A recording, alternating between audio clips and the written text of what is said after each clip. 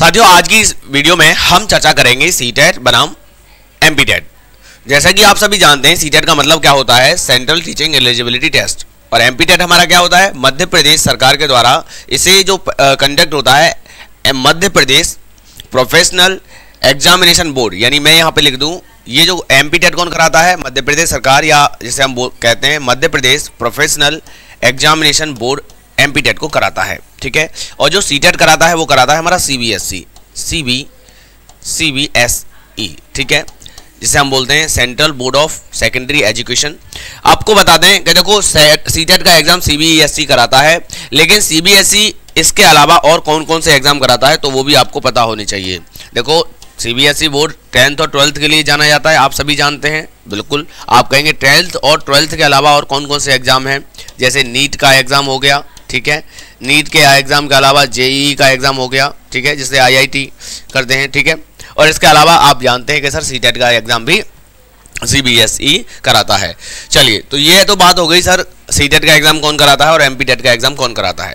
देखिए, अभी आपको पता भी होगा, सुप्रीम कोर्ट में केस चल रहा है सीटेट को लेकर, का सीटेट हर एग्जाम में अवेलेबल, हर राज्य में और संघ शासित प्रदेशों में भी आपका लागू होना चाहिए। बट बहुत सारे राज्य ऐसे हैं जो मना करते हैं कि हम सीटेट को, वो उनका अपना टेट होता है।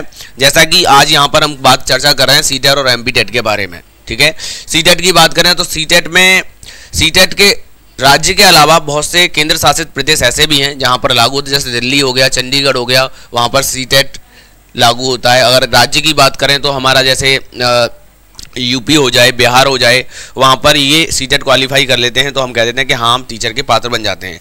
लेकिन अगर आप मध्य प्रदेश की बात करें तो मध्य प्रदेश के लिए मध्य प्रदेश जो है अपना टेट देता है, जैसे कहते हैं एमपीटेट।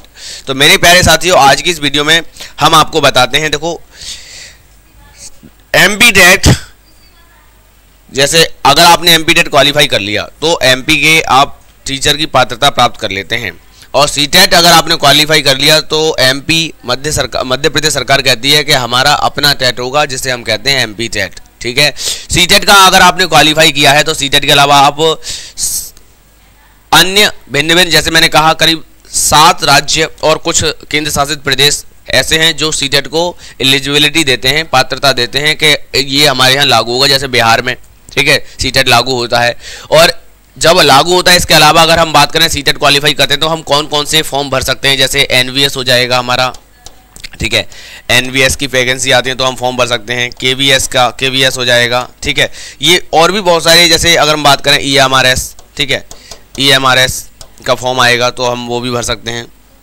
ईएमआरएस, ठीक है। तो यहाँ जबकि अगर एमपीटेट की बात करें तो एमपीटेट मेरे साथी हमारे एमपी में लागू होता है, और इसको कराता कौन है, Madhya Pradesh professional examination board इस एग्जाम को कराता है। ठीक है, अगर हम बात करें सिलेबस की तो मेरे प्यारे साथियों, देखो ध्यान, सीधी सी बात ये है, तो यहाँ पर ये हटा दीजिएगा और इक्वल टू का साइन लगा देंगे। मतलब ये है, जो सीटेट के एग्जाम का सिलेबस है वही हमारे सीटेट एमपीटेट के एग्जाम का सिलेबस है, एग्जाम पैटर्न है। बस होता ये है कि यहाँ पर आप बात करेंगे सीटेट की, तो सर सीटेट में हमारे कितने पेपर होते हैं, सर सीटेट में 2 पेपर होते हैं। पहला होता है पेपर वन, दूसरा होता है पेपर 2। पेपर 1 को हम क्या कहते हैं, पेपर 1 को हम कहते हैं सर प्राइमरी लेवल, ठीक है, प्राइमरी लेवल, और जो पेपर 2 होता है उसे हम कहते हैं जूनियर लेवल। क्या बोलते हैं, जूनियर, ठीक है, हम कह देते हैं जूनियर, ठीक है, ऐसे कह देते हैं सर, ये होता है हमारा जूनियर लेवल का, ठीक है, ये हमारा प्राइमरी, ठीक है। प्राइमरी लेवल में आप क्लास 1 से 5th क्लास तक के बच्चों को पढ़ाते हैं, और यहाँ पर 6 से लेकर 8th क्लास तक के बच्चों को पढ़ाते हैं। जबकि बात करें सर एमपी टेट के बारे में, तो एमपी टेट में जो पेपर होता है उसके 3 लेवल होते हैं, ठीक है, 3 लेवल होते हैं।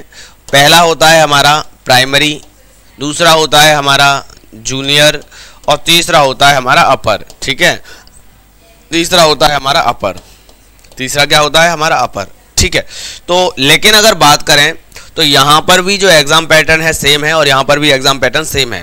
यहाँ पर भी आप बिल्कुल सेम ही रहता है एग्जाम पैटर्न में, और सिलेबस में कोई डिफरेंस नहीं देखने के लिए मिलता है। ठीक, अब अगर मैं देखो चर्चा करूँ थोड़ा सा आगे, अगर हम बात करें कि यहाँ पर जो है जब सिलेबस सेम है तो सिलेबस सेम है, एग्जाम पैटर्न सेम है, फिर एमपी टेट अलग से कराने की क्या ज़रूरत है। ये अपने अपने राज्य में वेरी करता है कि बहुत सारे राज्य चाहते हैं कि हमारा अपना टेट होना चाहिए, जिससे कि होता यह है कि मान के चलिए एमपी में वैकेंसी निकलती है टीचिंग की, तो होगा ये कि बाहर का जो कैंडिडेट है किसी अदर राज्य से वो नहीं भर पाएगा, क्योंकि एमपी टेट को मोस्ट ऑफ द टाइम कौन फॉर्म भर पाएंगे। अगर मान लीजिए सरकार के द्वारा मध्य प्रदेश में सरकारी जगह निकलती हैं टीचर के लिए, तो वो फॉर्म एमपी सरकार मध्य प्रदेश में अगर वैकेंसी निकलते हैं तो वही बच्चे फॉर्म भर पाएंगे जिन्होंने एमपी टेट क्वालिफाई कर रखा होगा। ठीक है, सी टेट को मान्यता यहाँ पर एमपी में नहीं दी जाएगी, ये बात आपको ध्यान रखना है। इसी चीज को लेकर अभी सुप्रीम कोर्ट में बहस भी चल रही है, केस भी चल रहा है। ठीक है, तो क्या आपकी क्या राय है कि क्या केवल एक एग्जाम सी टेट होना चाहिए या अलग अलग राज्य के अलग अलग टेट एग्जाम होने चाहिए, जैसे यूपी टेट हो गया, सी टेट हो गया, एच टेट हो गया, बहुत सारे राज्य अपने अपने अलग अलग टेट कराते हैं। ठीक है, तो मैं आपसे कहूँगा कि अपनी राय कमेंट बॉक्स में बताएं। साथ के साथ देखिए, जो मेरा खुद का जो इसमें ओपिनियन होगा बस ये होगा कि अगर सी टेट सबके लिए एक हो जाता है तो फिर एमपी टेट हो या यूपी टेट हो कोई कराने की आवश्यकता नहीं है। लेकिन अगर कुछ राज्य अपना अपना टेट करा रहे हैं तो फिर सी टेट की क्या जरूरत है फिर भाई। ठीक है, तो मेरे हिसाब से जो चल रहा है कि सी टेट लागू होनी चाहिए वो सही है। वैसे आप क्या चाहते हैं, आप क्या जानते हैं, और आपको बता दें, अपनी राय अपनी कमेंट बॉक्स में दे देना। साथ के साथ मैं आपको बता दूं, सी टेट का भी फॉर्म भरे जा रहे हैं, सी टेट के भी आपका एग्जाम होने वाला है और एमपी टेट का ही फॉर्म भरने के बाद एग्जाम होने वाला है। तो आप किसी भी टीचिंग एग्जाम की तैयारी कर रहे हैं तो हमारे इस YouTube चैनल रिजल्ट ग्रुप के साथ जुड़ सकते हैं, अपनी तैयारी बेहतर कर सकते हैं। अधिक जानकारी के लिए लिंक आपको डिस्क्रिप्शन में। तो फिर मिलेंगे प्यारी सी वीडियो में, जब तक के लिए जय हिंद, जय भारत, वंदे मातरम।